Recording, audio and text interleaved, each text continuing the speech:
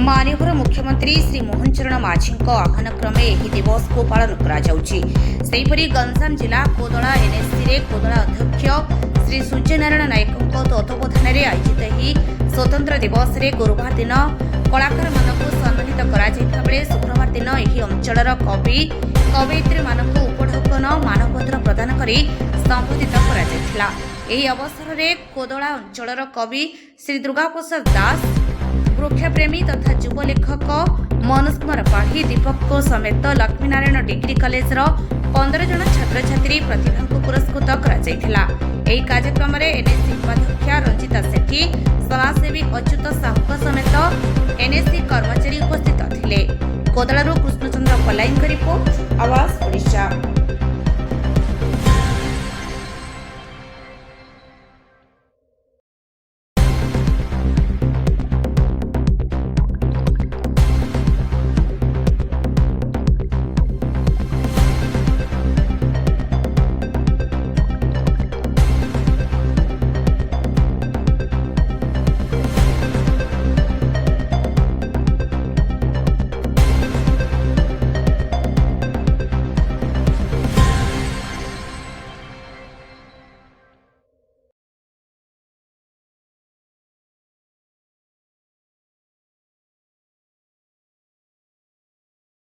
आज आमर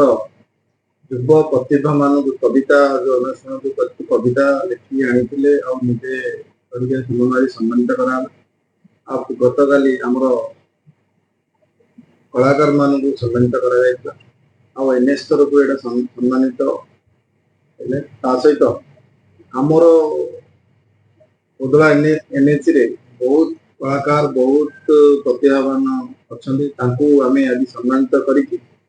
आम निज गर्व फील करूँ सब काउंसिलर वाइस चेयरमैन अध्यक्ष सब उपस्थित थे समस्ते भी गर्व फील कले आम कोदला एनएससी सम्मानित कर आज कवि मान सम्मानित कराला ओडिया पर्व आमर ओडिशा गवर्नमेंट कार्यक्रम 15 तारिख पर्यटन अच्छे